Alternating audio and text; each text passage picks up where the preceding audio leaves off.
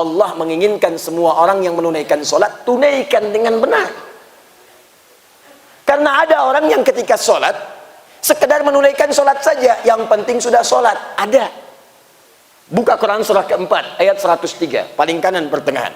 Ketika Allah sampaikan dalam kalimat ini, فَإِذَا قَضَيْتُمُ الصَّلَاةَ فَاذْكُرُوا اللَّهَ قِيَامًا وَقُعُودًا وَعَلَى جُنُوبِكُمْ. Kalau anda wakaf pada kalimat فَإِذَا قَضَيْتُمُ الصَّلَاةَ, ini menunjuk golongan yang pertama, yang penting saya sudah menunaikan sholat. Mau cepat, mau lambat, mau khusyuk, mau tidak, terserah, yang penting sudah sholat. Kok cepat sekali? Baca Al-Fatihahnya cuma 1 detik. Yang penting saya sudah sholat. Sudah hafal saya, khatam Al-Fatihah sehari 17 kali. Yang penting sudah sholat. Jadi kalau ada golongan orang-orang demikian, asal sekedar sholat, maka ini yang tidak diinginkan oleh Al-Quran. Karena itu banyak orang menunaikan sholat, tidak menunaikannya dengan benar, rukunnya, syaratnya, pahami ayatnya, pahami gerakannya, sehingga manfaat-manfaat sholat dan faidahnya tidak didapatkan dalam kehidupan. Saya ambil contoh satu saja. Buka Quran surah ke-29 ayat ke-45. Kata Allah, seharusnya kalau orang sholatnya benar, itu pasti yang paling pertama terjadi pada dirinya, dia akan berubah jadi orang baik. Sumber keburukan yang menyebabkan orang berubah jadi tidak baik cuma 2. 1, fahsya. Fahsya itu keburukan yang bersumber dari syahwat. Maaf ya, pornografi, porno aksi, LGBT, masuk bagian dari fahsya. Ini mustahil kalau ada orang sholat tiba-tiba berbuat fahsya. Sholat tapi masih senang nonton tayangan yang kotor, gambar-gambar yang menampakkan aurat. Ada yang salah dengan sholatnya.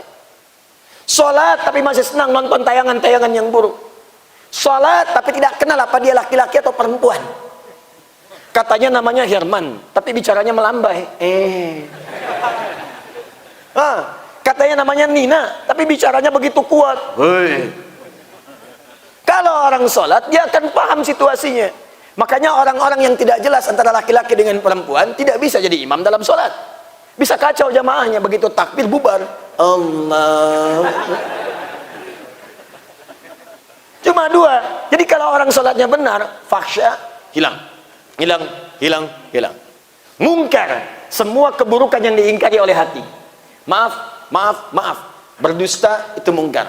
Korupsi itu mungkar. Nyogok itu mungkar, berselisih itu mungkar, sampai dengan tingkat menumpahkan darah itu mungkar sekali. Jadi kalau orang sholatnya benar, turunlah kemudian ayat Al-Quran. Quran surah ke-29 ayat ke-45. Utslu ma uhya ilaika minal kitab wa aqimis shalah innas salata tanha 'anil fahsya. Sungguh kata Allah, kalau orang menunaikan sholatnya benar, sholat itu akan berdampak pada perubahan dirinya. Dia akan terbebas dari 2 sumber keburukan. Keji hilang, fahsya, mungkar kemudian pun hilang. Fahsya, mungkar, selesai. Karena itu wasiat Nabi yang pertama pada orang tua, kalau anak-anak mulai tumbuh, usia 7 tahun, usia menjelang balik, maka tidak ada amalan lain yang diajarkan kecuali sholat. Kata Nabi, sholat. Bukan umrah, bukan manasik, bukan haji, bukan puasa. Kata Nabi, sholat.